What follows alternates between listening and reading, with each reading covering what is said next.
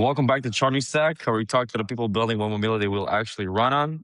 Today, we're joined by Joey Schapp, CEO of Fleetster, a company helping operators buy, sell, redeploy, and extend the life of shared mobility fleets.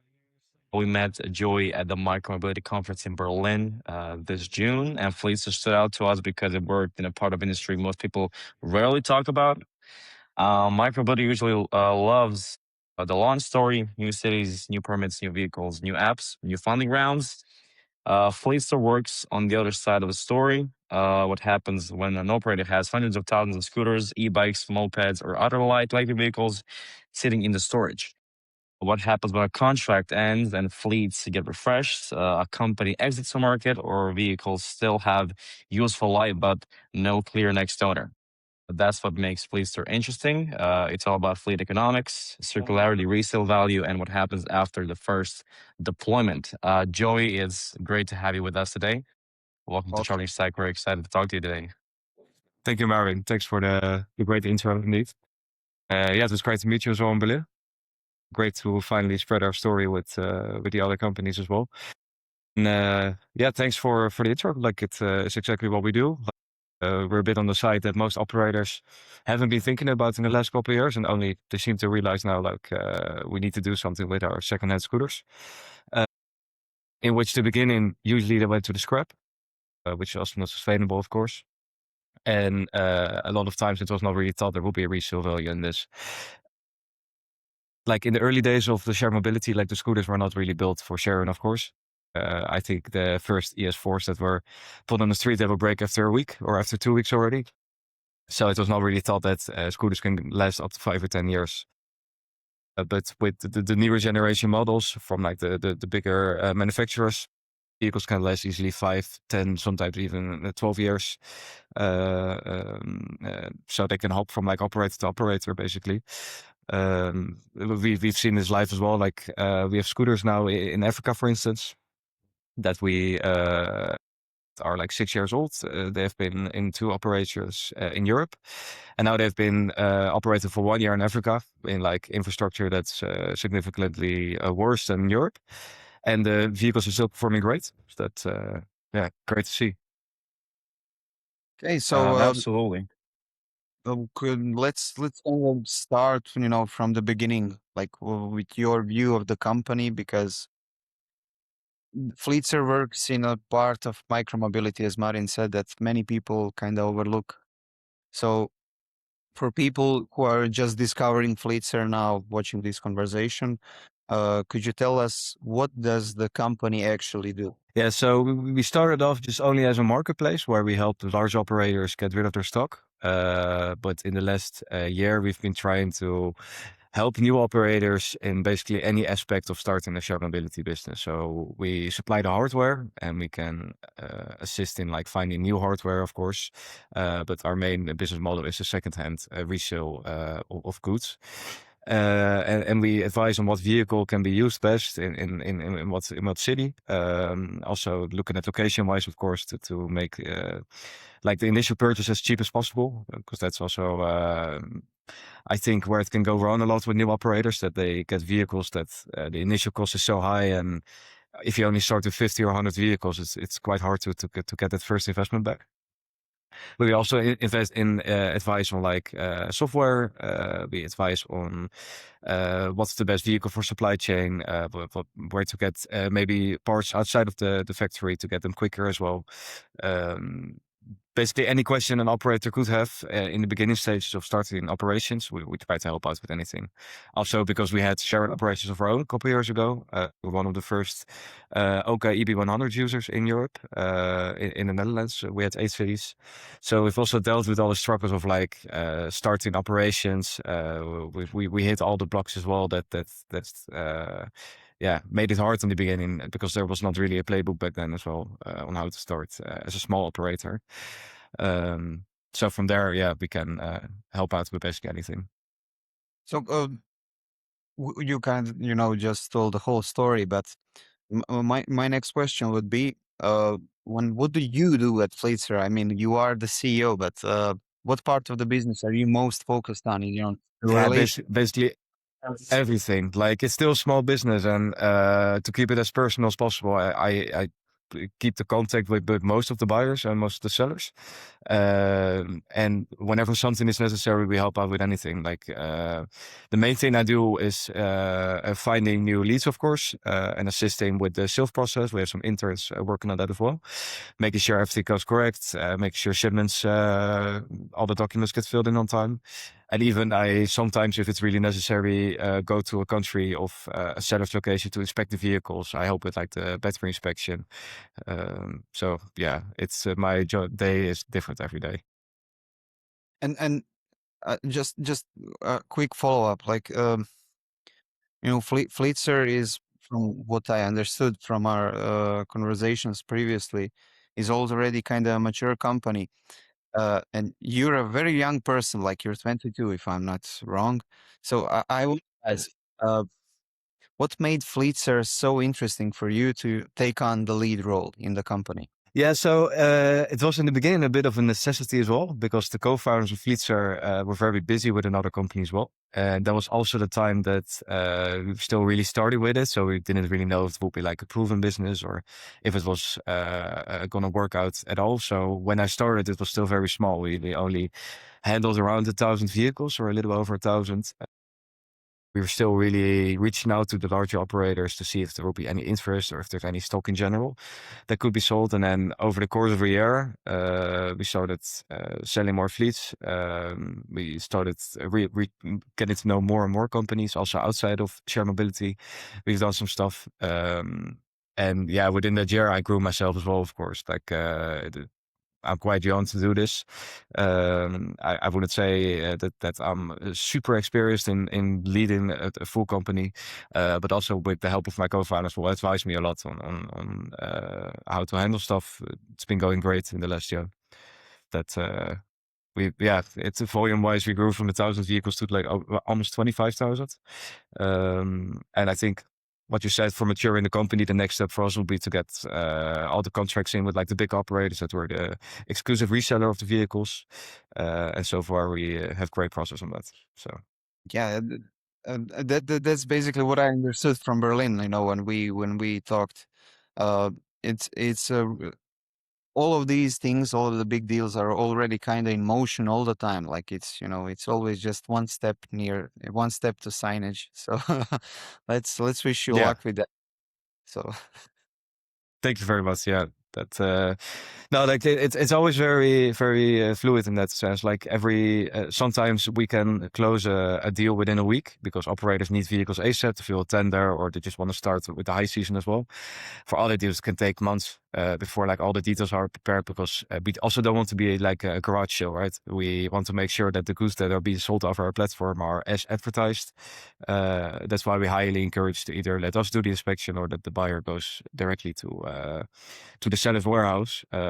We also don't keep the buyer seller anonymous. Like in the beginning, of course, yes, when we make our listings on the website. But the moment there's serious interest, we always bring both parties together.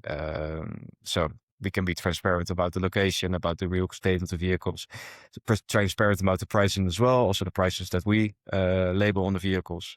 And I think that's also a part, that has to do with the maturing of the company, of course. Yeah, so like, who are your main customers today? You kind of talked about it, mentioned it before, but like, if we have to like, say which category is the main one, let's say like operators selling vehicles, operators buying vehicles, cities, delivery companies, refurbishers, new mobility startups. What would you say is like the most important or the most common when it comes to your company? Well, definitely the first two, because with buying operators, we need selling operators as well. So that needs to keep a bit of a balance, of course. I could say specifically buyers, it's a mix. I think 50% is like new companies, always companies that are just starting out, and then especially in the outside of like the bigger European cities, either smaller cities or total new countries. Volume this year actually went to Ukraine, and also outside of Europe, most of our volume is being sold. But on the other side, also to big operators, we sometimes still sell vehicles if they either need to fill a tender or if they just need to expand quicker for instance, the high season. So it's a large mix on that. We have done some delivery companies as well, but that's a very small portion of what Fleetser does. Mm. What do people miss about Fleetster if they only see, like, let's say, the listings page? Like, is there something that's not, so straightforward? I think what people still miss and what I miss as well is a form of like certainty that if a vehicle said that it's refurbished, that it's actually refurbished. So a next step for us, which we're also working on with the manufacturers, is that certain listings on our platform would get like a manufacturer approved sticker on it, for instance, with the documentation included that it proves that even the second-hand vehicles have been tested or refurbished, including the battery, by the original manufacturer. And maybe labeling something as like a small warranty, like the first 3 months warranty, or first 6 months, something like that, or first year even. So we've been trying to also find a refurbishment partner in Europe that can make this happen. Because I know, especially outside of Europe, because most our stock is in Europe, but our buyers are basically everywhere. It's also a bit of a I'm not really sure what I'm buying situation for a lot of buyers. So I Yeah. think on that we can still improve a lot. Yeah, we had a chat with people from Novos at Berlin as well. We're gonna have them on the podcast. So it's gonna Nice. interesting to hear a different perspective, from a different end, someone who you are working with as a refurbishers of batteries, how they're approaching this issue, what kind of standards they're looking at, and what is the standard of perfectly refurbished battery, etc. But when you think about it, like kind of the bigger picture, it's such a big problem, right? Like there's so many when we like focus on scooters, right? There's so many of them out there, just like especially in Berlin. Like I think me and Philip, we're both pretty shocked how like some of the corners of the cities look just like a huge pile up of ton of scooters and ton of e-bikes just like sitting there. So it's interesting. Like okay, some of them must be broken, hard broken, things break, and someone needs to take care of that whole ecosystem. So it's very interesting how there's companies like you who have found their fit into the whole ecosystem. So yeah, that's just how I see it. And also just Absolutely. Yeah. Oh, sorry, sorry. Philip, you go Yeah, first. I just had a follow-up question. I mean, what Marin said was kind of great introduction for this question. So what happens usually, this is kind of not talked about too much. So what happens to shared mobility vehicles like scooters, let's say, after the first operator is done with them? Like what happens next? Well, ideally they would all be sold on Fleetser, of course. But at least in Europe, we're moving that way. I think we're in Europe the largest player in like the resale of second-hand vehicles, if not only the only big one. The process will be, we get all the information, for instance, we get all the pictures, location, we try to get all the data for average mileage, for instance, try to get maintenance records as well. That's always highly requested on by buyers. We make the listing and we already know most of the time what kind of buyers are looking for a certain type of vehicle. Especially from the more popular brands, we always have either new or existing companies looking for them, price the seller wants for it, and what the state of the manufacturing year of the vehicle is. It can either be sold within the week if the request is high for it. For some vehicles, they go on our website and disappear the same week as well. With others, it can take a bit longer. It was quite hard for us to really determine like the value of second-hand vehicles. We've seen values change over the past year a lot. When a normal sharing e-bike last year was €300, could now be maybe 100 or €120. Which also ruined the second-hand market a bit, both for the sellers and also for the buyers, because they were not really sure yet if they purchased something that was actually good, if the price was so low, or if it was an honest price or not. So if a seller approaches us and asks us, what do you think is worth it? It's always really important to know like what data is available. So if there's more available, for instance, on mileage, or if there's data available on how it was maintained, in what country it was operated, what's the environment that they're operated in. If it's like a cold country or just a southern European country, that can already change the price a lot. So for sellers that are looking to get rid of their first stock, make sure to have as much info as possible on it. Vehicles can of course be broken or bad damage. That's normal with seller vehicles. As long as it's all transparent and if it's well documented, then yeah, it can still easily be sold. Absolutely. Yeah, but we can say that still so many vehicles like end up sitting idle instead of just being sold, reused, or redeployed. What would you say, in your opinion? Why is that so? I think like for a lot of operators, especially bigger ones, it was not really a huge concern in the beginning to get rid of secondhand vehicles or vehicles that were just not operational. We have seen so many instances of warehouses where scooters were parked for more than a year or 2 years because it was maybe the idea that they will be deployed elsewhere in the future, or it hasn't been determined yet what to do with the vehicles. To scrap them or to try to sell them to another big operator. But usually these things were really pushed on the edge of the table basically to just delay it as much as possible. Especially with larger operators, that has always been the case, and for various reasons, to be honest. I think what I also said in the beginning, the idea of like reselling older fleet was not really a large like problem yet for operators because they were still using the first batch basically up until last year then. But now it's because operators are becoming more aware that you need to keep in mind what happens with vehicles after 5 years or 7 years. But yeah. Yeah, but also you probably know the best. What usually triggers a fleet sale? Is it maybe city tender ending? Is it market exit, bankruptcy, fleet refresh, regulation, something? What's the most common? I think the most common for us is when a city tender gets closed, or if a company has to scale down. That's I think the biggest reason usually when vehicles are being sold, and also when the winter season comes, then we see a lot of operators wanted to sell like their old fleet because then the summer season was over. Rides are getting lower as well from October onwards. Last year, October, I remember every day basically we got a request for either 100 or 1,000 vehicles that had to be listed on our platform. Also because for the winter season, especially Nordic countries and countries that have a harsher climate or that have like a winter stop, they always try to sell a bit of the fleet within the winter. Yeah, makes sense, definitely. Yeah, that's interesting. So, how much would you say like a average brand new Bolt Dot scooter can last, or like how does it look after 2 or 3 years after being using, being used?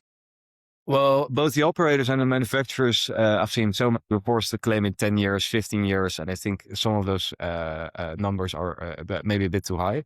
But then also we've seen like in other markets that the same vehicle was used in. I can give you a quick example actually. I spoke with a delivery company a couple of weeks ago, also in Berlin, that uses a sharing bike for delivery basically. And they're so heavily used, they made, I think, 80,000 kilometers on that bike in like 3 years. Wow. That's like high numbers. That's numbers Hmm. that sharing operators will never hit in 10 years even. But that also shows that, yeah, it has a lot of parts replacement. Probably the engine maybe got swapped a couple times already.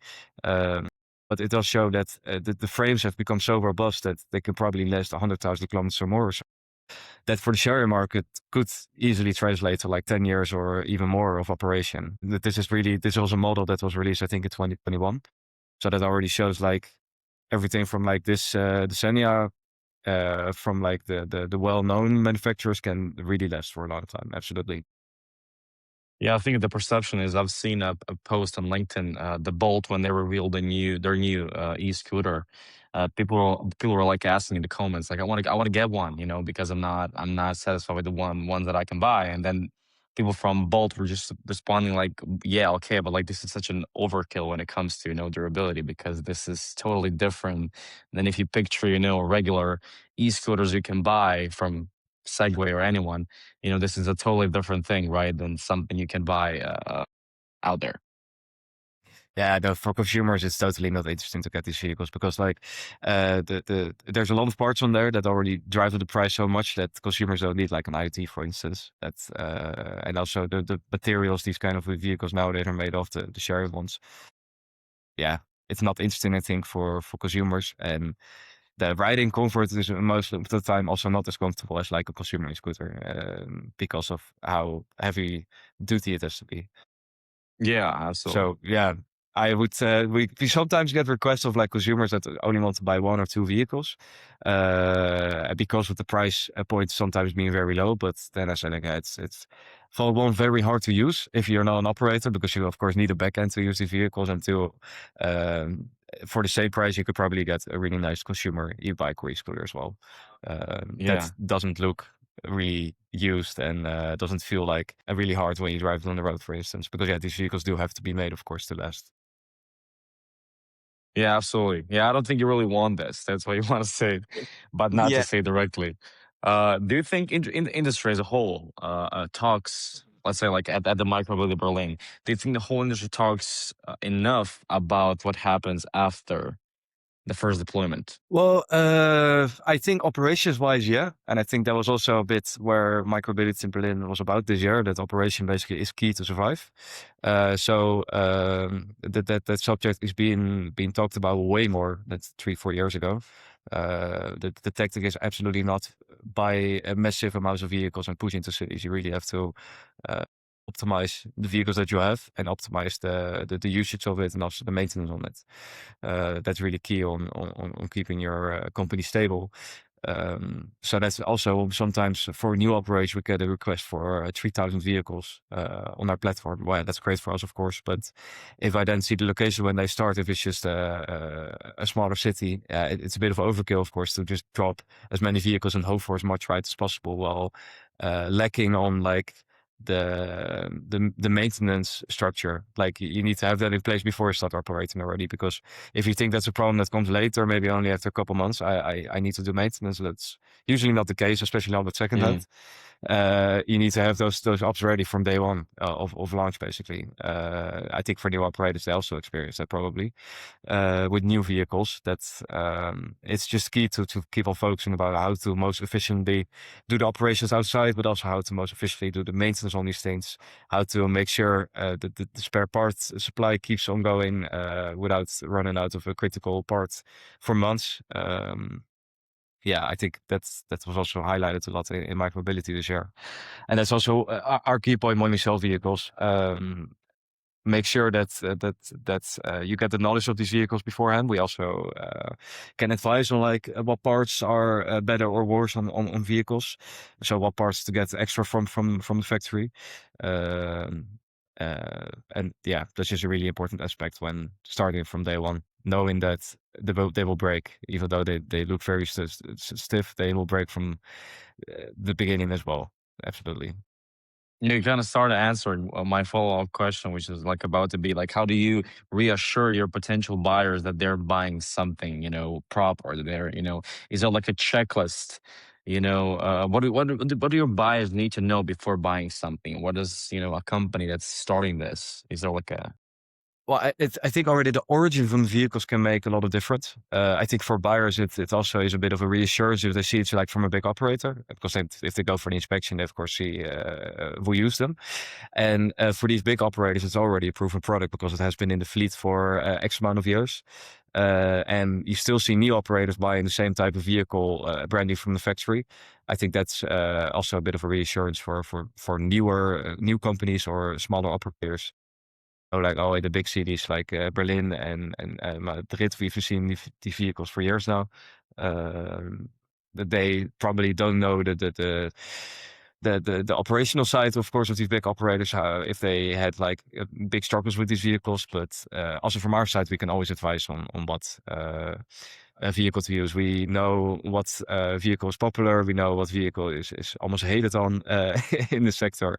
And from there, we try to help out new operators to already give them the pain points before actually experiencing them, basically.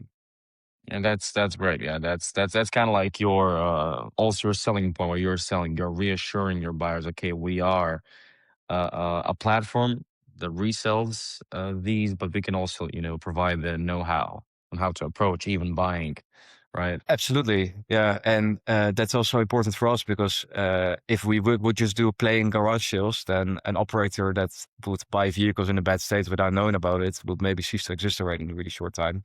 And we hope, of course, with all the vehicles that we sell, that we just have a long-time customer that in 6 months says, we're doing great with our first fleet. We want to move to the city next door. We need another batch of 300-400 bikes and scooters. And I think keeping customers in is way more important than selling large volume for us. So especially for new operators, we try to get them the best that we can offer. Also, so they can start cheap. That's one thing, but also start having good operations already from day one, and yeah, hopefully grow bigger from there, and still be a Fleetser client. And when it comes to selling fleets, selling vehicles, uh, in your experience, what do sellers usually underestimate? Like, is it the pricing, storage, maybe documentation, inspection, logistics, I something? think the what's mostly is underestimated is like shipping cost and also the speed of which shipments can be made, especially outside of Europe. Like within Europe, we have quite an extensive network. If someone orders a truck of scooters today in Germany, they can be in Spain in 3 days. Like we can get a quote usually instantly. But if I need to ship like a smaller batch to South America or to African countries or like a sample batch, it can take a while sometimes. And also for documentation, we are in the end very reliant on the seller, of course, because they have the original documentation of the IoT and everything. And especially with lower batches, if it's like also a low priority for the original operator, it can take a little longer sometimes until the vehicles are fully integrated and all the passports have been shared and the vehicles are live in the app. We do, however, of course, try to assure it always in the sales contracts that we have, both with the buyer and the seller, that it's mandatory to give out all the documentation and help also with or assist with the integration within an X amount of days. And it also does make it easier for the buyers, of course. It gives them a bit of ease in when they buy stuff. So for buyers, just how important are battery health, chargers, spare parts, IoT keys, software access? So are these like the deciding factors when it comes to a purchase? Not always, because usually when we sell vehicles, it's either like a city that closes down, of course, so then you have a full warehouse for sale. You have the vehicles, but you have the extra batteries, you have the spare parts. And usually the spare parts are in excess, I feel like, when we sell stuff.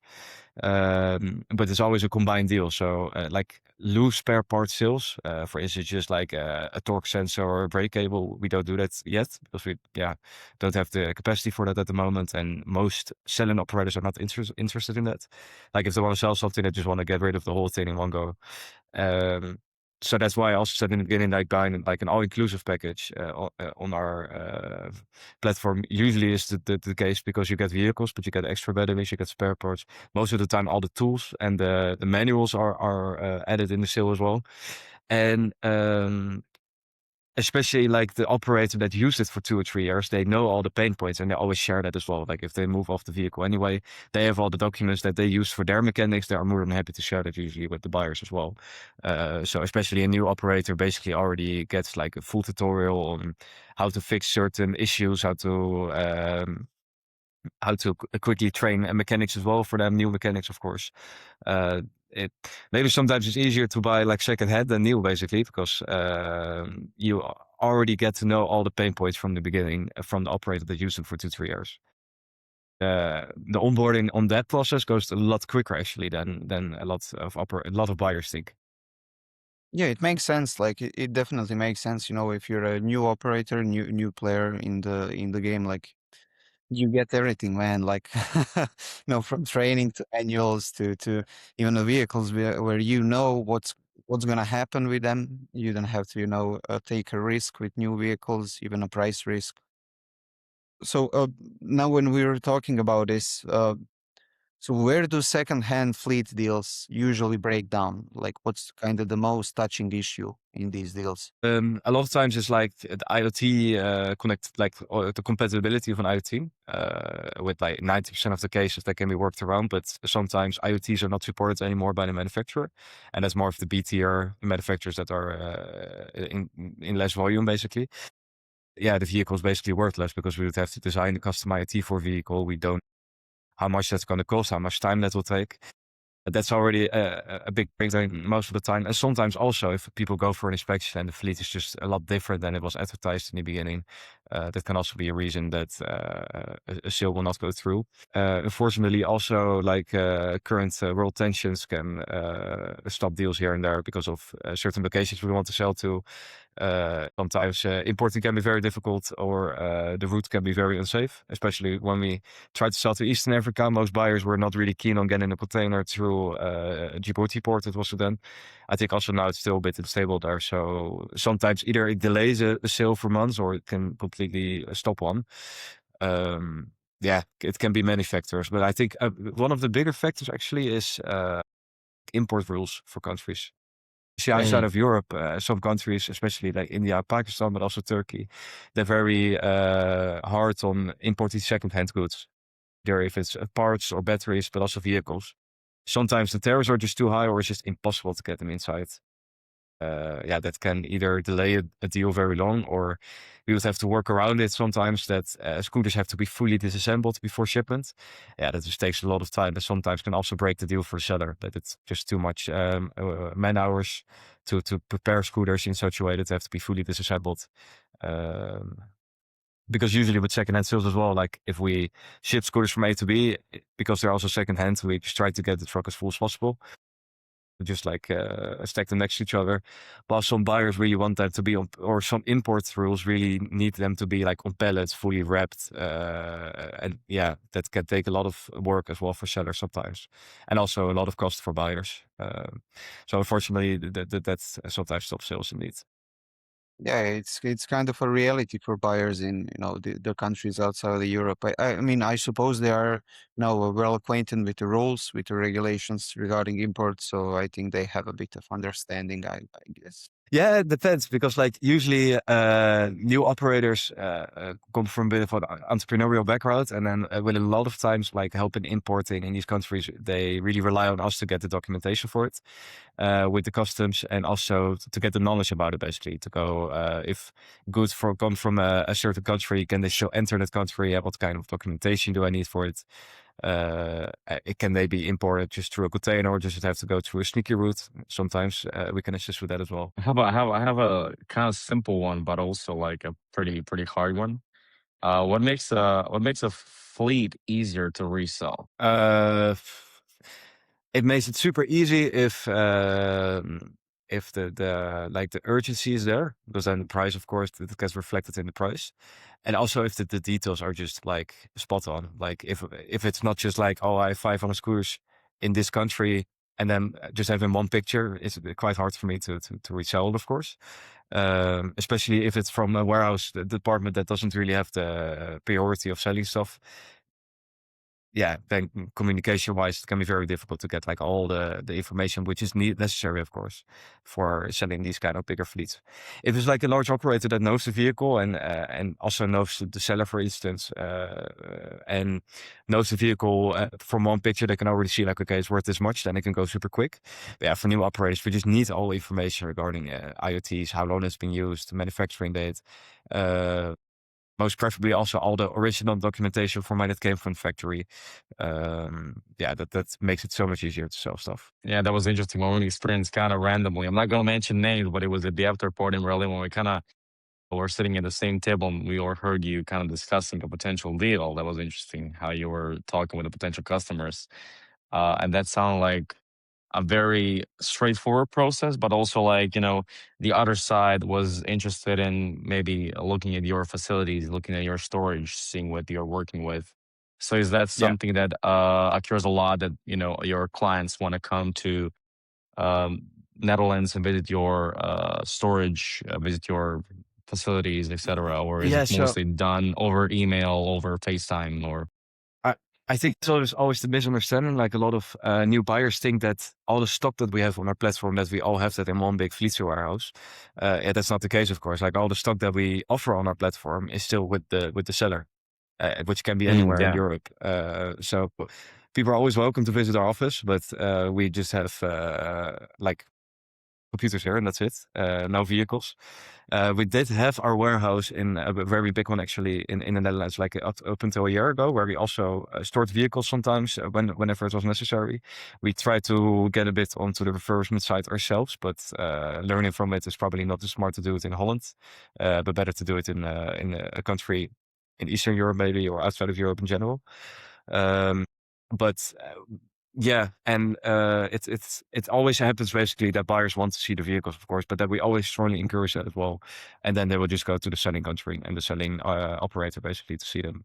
We can also join on it or do it for them, but with every sale we try to put like if you don't know the vehicle, just go there and see it and test them. That makes it a lot easier. That makes buyers a lot more confident to buy stuff. But then also there's no miscommunication after the vehicles arrive. That the vehicles are not as expected or not as they were advertised in the beginning. So yeah, we strongly encourage always buyers to check the goods first. Definitely. Yeah, absolutely. And how does the pricing go? What's the logic? I mean, I'm guessing it's a very complex system that you have developed over the years. But if you can kind of break it down for us, how do you price a used micromobility fleet fairly? Like, how does it go? I think most important factor is location. Because goods like vehicles in Europe are significantly cheaper than, for instance, in North America. Has to do with a lot of reasons, like how popular a vehicle is, but also tariffs. What's the lead time to get a vehicle in the country? So if in more remote areas or and also North America, prices are just I wouldn't say significantly, but definitely more higher than in Europe. Then the manufacturing year always plays a big role, and also what IoT is on there, and also the size of the battery plays a big role in the pricing. But in the end, it's also what the seller wants for it. If you look on our platform, you probably see the same vehicle that one is listed for 200 euros and one is listed for 500 euros. We always advise, also with our knowledge, what's the vehicle really worth to actually list it for that price as well. But if a seller is really insisted on, I want to list it for, let's say, a used bike for 600 euros, that's already really close to the manufacturer value. Even if we say like it will not sell the seller, just put it on for that price and let's see. So in the end, it's always for the seller to determine what they want for a vehicle or for a fleet. But we're more than happy to like advise on it based on previous sales that we had over the last year, and also what we know from the vehicle type, where it is, how popular it can be. Yeah, happy to advise always on that as well. Yeah. And what's in demand right now? Speaking broadly, what category? What type of? What type? Yeah, well, bikes are becoming more popular. I think Europe is shifting more away from scooters and bikes. Unfortunately, we saw in the news last week about Brussels that they're going to stop with it. That it will Do only you be think that's a bike good share. thing? I mean, you're here in the middle, but what do you think about it? I don't- personally like I like both. If from a rider's perspective, I don't think it will change a lot. I've seen like a lot of articles saying that this will kill the micromobility in Brussels, but like I don't think so. If I have the Hmm. option, whatever's closest, I pick. Basically, from an operator's perspective, yeah, bikes are I think more expensive to operate, of course.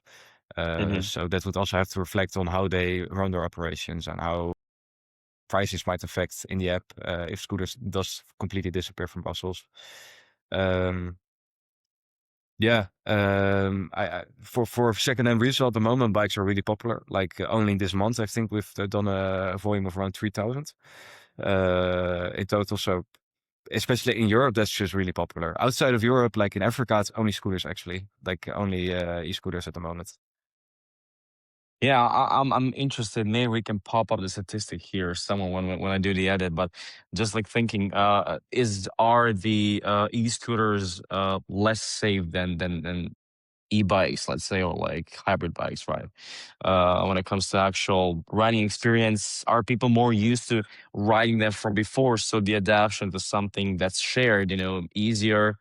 just like having a bigger tire, bigger steering. I don't know. I'm just thinking out loud, but thinking long term. Why did Russell do it? Maybe also because of the influx of the, I guess, Chinese, off the shelf, just like crazy fast scooters, which are potentially dangerous. But yeah, I don't know. You have an opinion? Yeah, that was in the beginning, I think. 2019, 2020, I could understand that, but I think also Bolt launched a new scooter in Brussels this year, if I'm correct, the Bolt 7. That's not like a freshly manufactured scooter. There was a lot of research on that vehicle. It's a great vehicle, actually. Yeah, I don't know. Like, I'm not a huge expert on like safety wise on these vehicles. Talking from a personal perspective, I like to ride both. I wouldn't say one is more dangerous than the other. You could potentially say like a scooter could feel more dangerous because it's like, of course, less stable than a bike, smaller wheels, a smaller steering, the steering wheel as well. But yeah, from an operator's perspective, I don't think there's a huge difference in this regarding safety. I think as an operator, you should look a lot more on like the operational cost of both and how to operate. I think the municipalities should really focus on this part indeed, and also operators should put time in it. But me as like a reseller, I don't have a lot of knowledge about the statistics of scooter incidents regarding to like bike incidents. But yeah, I know for Holland, for instance, yeah, the Netherlands is a biking country, so everyone is a lot more used to biking. So if you try a shared bike in this country for the first time, it wouldn't be a really new experience. But yeah, a shared scooter in this country, it will be a completely new thing. So that's why also in Holland they were very against e-scooters in general up until last year. Makes sense. Yeah. But, shared scooters, shared bikes. What about mopeds? What about delivery vehicles, docking stations, cargo bikes, or maybe just other small electric vehicles? Like, is there enough demand for that? Are people selling that? Are people buying that? So, could you give us some insights into that? Yeah, it's a lot more niche, I must admit, and we have a very few less listings for like mopeds and also docking stations or even light electric vehicles than bikes and scooters. But there's still demand. I think in total we have sold around 1,500 mopeds on our over our platform. Also one that was like a really large bulk sale, and that was a sale that happened within 2 weeks as well. The demand is always there. Also for existing operators, they're happy to try other stuff. But I do see like the moped sharing market is of course very small compared to bikes and scooters in Europe. And I don't think that market will grow a lot more. I think it will stay probably the same as it is right now, compared to like the bike and scooter market. But also for other smaller projects, we've sold like a lot of small cars, like the Citroën Ami, the 40-kilometer car. We sold quite a few to a sharing company, but also just to random companies that just want them in their fleet. We've sold to like a real estate office that wanted 5 for their employees. And by coincidence, we were one of the only platforms that offered them in bulk for a cheap price. And also with IoT connectivity that they could use an app to use all of them. So sometimes buyers can be anyone basically, especially for those niche things like cars and mopeds. It can also be in the delivery companies or a post office or even a restaurant bought 20 mopeds from us because they needed them for delivery as well. Yeah, can be anyone basically. Yeah. Yeah, I suppose, those Citroen Ami, Nissan Spark, Fiat Topolino sales are going to go really crazy in the next 5 years because, uh, the amount of mileage you can get out of those cars for delivery companies, for postal services is insane. It's insane. And Yeah, and the prices are getting better and better as well for the vehicles.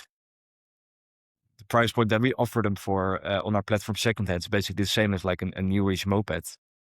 Even though the mileage maybe is 1,000 or 2,000, so you can use them for years still. Absolutely.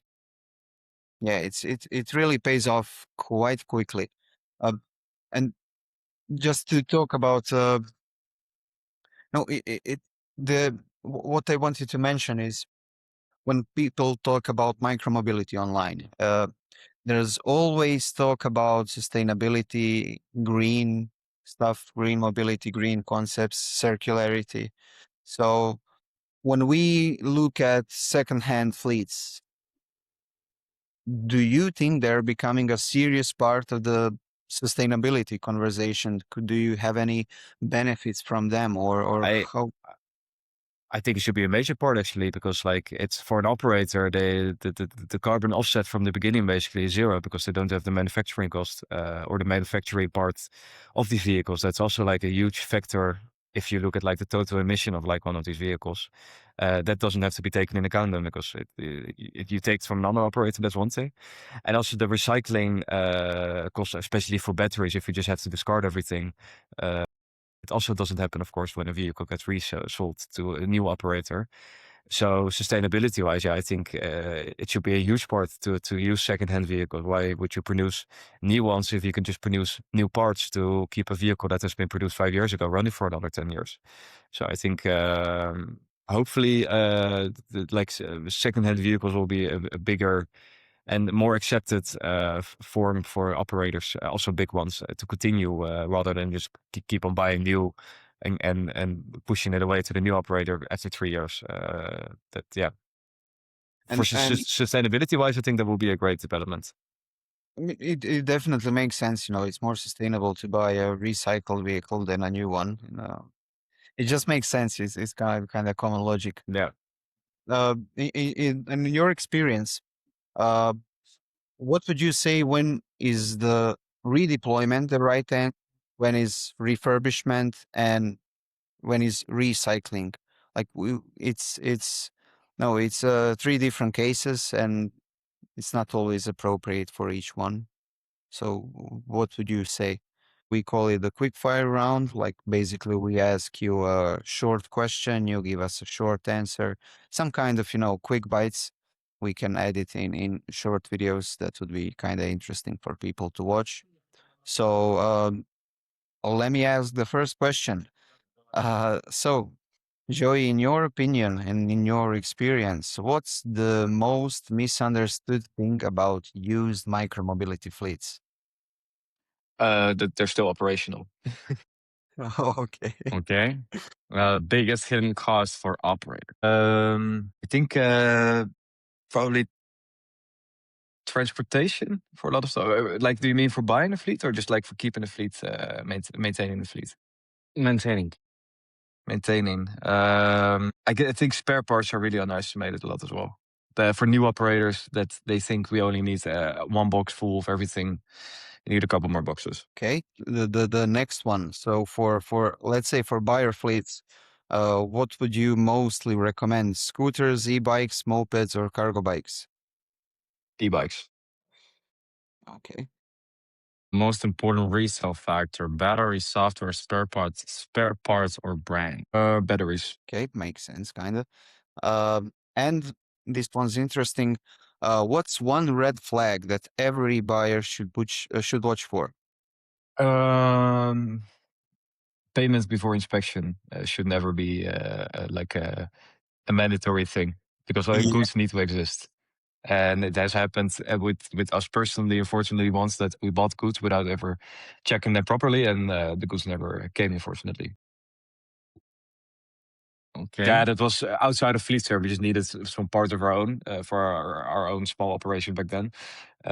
So we learned from that as well, and that's why we try to implement the always inspect before purchasing something on our platform as well. Absolutely. Vehicle category with the biggest second life potential. E-bikes as well. Okay. And the last one, are you more optimistic or cautious about micromobility in the next 5 years? Super optimistic. Like Gonna take over the world. We're Yes. surprised. Yeah. Yeah, like we are so surprised. Like we didn't expect that answer, you know. That question is like that question is like a rage bait question, you know. Yeah. Why are you asking me this, Steven? You know, why am I on the Yeah. podcast? Like, would I work in this industry? Like if I was gonna. Yeah. Yeah. I just like bikes so much. Why would I move to another industry? Like it's no, I'm super optimistic. I think, especially with like that you see outside of Europe and North America, that's grown so much now. I think great years are going to come ahead also for countries where shared mobility was not really a thing in the last couple of years.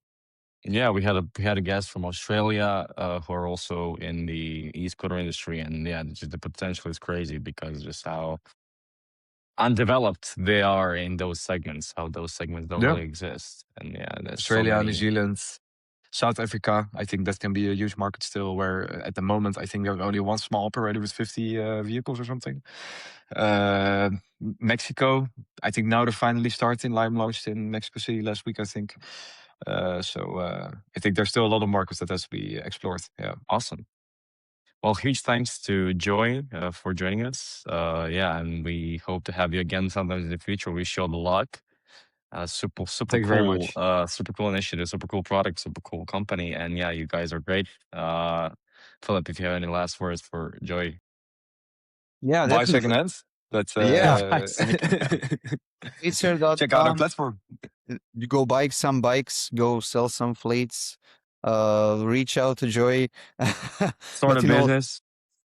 to kind of close this, the industry spends a lot of time talking about new fleets, about new cities, new services, but every vehicle also, comes with a follow-up question, and that's okay. So what happens after the first operator is done with the vehicle? And yeah, and Fleetser has the answer. So they're working in the middle. Uh, Resale, redeployment, pricing, trust, logistics, and the second life of all share mobility vehicles. Once again, Joy, thank you for joining us. This has been Charging Stack. Thank you for listening, and we'll be back soon with more interesting topics and mobility people. Enjoy. Thank you very much. Cheers.